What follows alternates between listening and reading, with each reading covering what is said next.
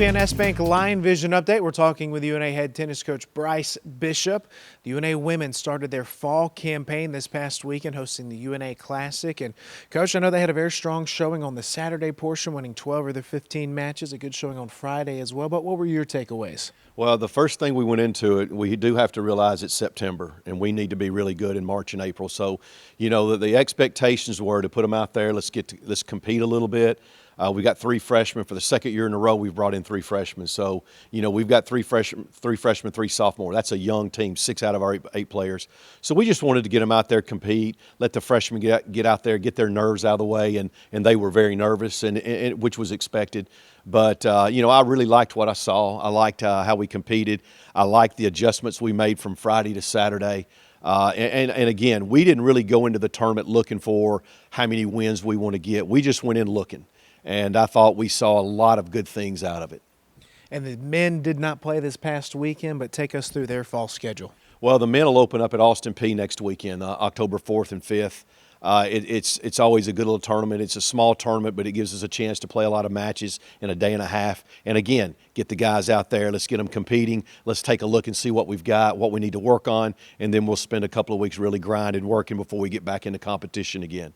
And the women have already played 1 match this fall. What else are they looking at the rest of the way? Well, again, we're coming off our classic, and they're going to go to UT Martin at the end of the month, and we're going to spend a couple of weeks. There's some things we need to work on. We're going to spend a couple of weeks really grind and really get into getting more physical before we go compete again. Coach, once we get towards the spring schedule, aside from your ASUN play, take us through some of the highlights on your schedule. Well, you know, we talked last year about how tough our schedule was, and we've actually upgraded it a little bit. Our women will open up again with a doubleheader at Tennessee. 5 days later, go to Louisville, and then the next week go for a doubleheader at Ole Miss. So we start off with just the best you can play, and I think it's good for us. I thought it really was good for us last year. It's going to be good for us again this year to play those tough teams.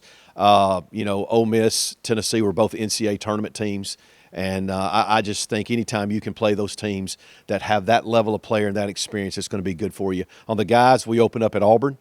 We didn't get to play Auburn last year, so that's a new one on our schedule. And then we go back to Ole Miss for a doubleheader, and we go back to Alabama. So, again, there's 3 SEC teams right off the bat. You know, you've already mentioned about how tough the ASUN is. And when you start looking at the rosters of the ASUN, the teams are better this year than they were last year. So it'll be tough. We got a really good home schedule this year. We've got more home matches, so I'm really looking forward to getting the spring here. Again, I like these 2 groups we've got.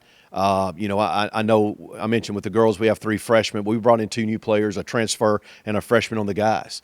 And I really like how the talent level has kind of made a jump. So I'm looking forward to getting them out there and competing.